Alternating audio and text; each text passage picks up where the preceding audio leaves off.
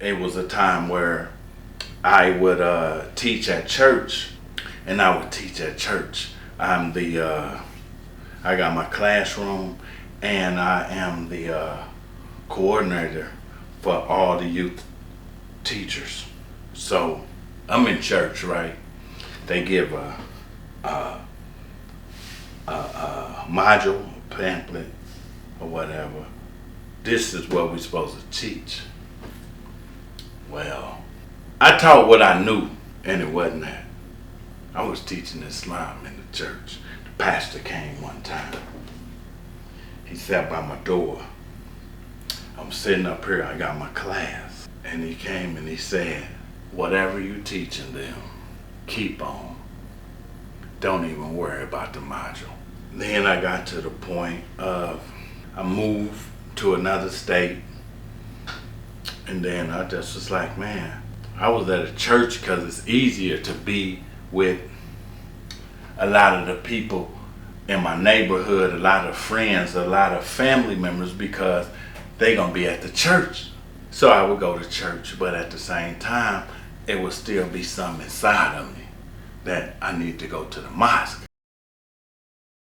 And so when I first started learning how to pray, I learned Arabic.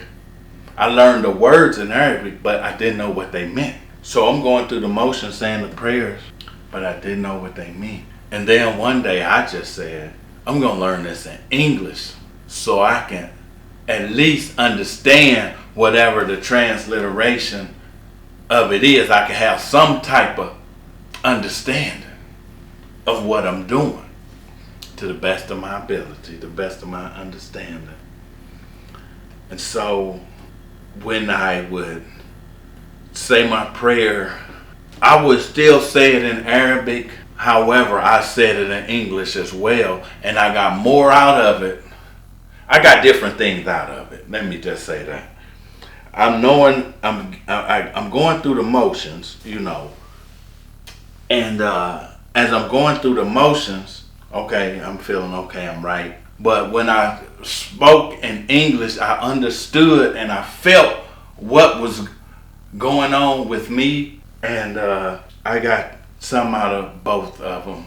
But when I went through it in English, I really was able to understand what was going on. Then I was like, man, I'm gonna learn some Arabic. I'm gonna try to learn some Arabic. And then I get to my neighborhood and like, who I'm gonna speak Arabic to? I don't have anybody to speak Arabic to, you know, so it kind of took something away from me about learning Arabic within itself. I found out that I have a real relationship with the Almighty God, Allah.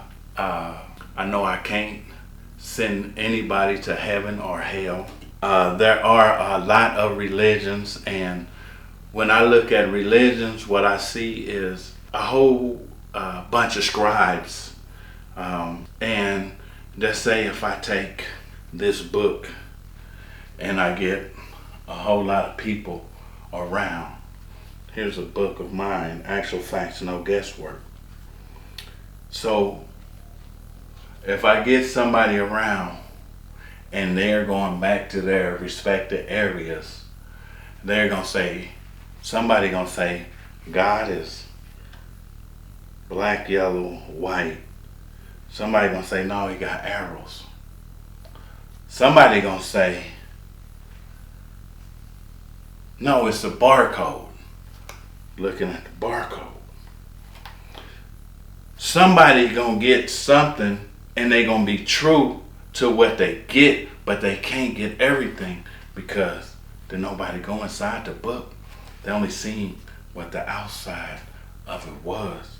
So a lot of times, if you think God is just a 6x9 or 6x8 or black, yellow, and white barcode, LaMarcus Childrous, bullseye with arrows, missed opportunities. You got some people heard it. You got some people see it, but they don't know the meat of it.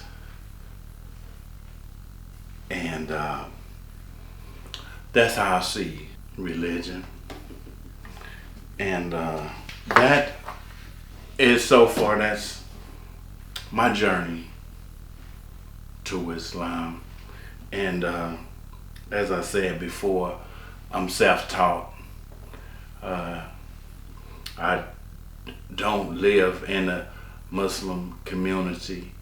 I wasn't raised that way. So again, my disclaimer is, don't bash me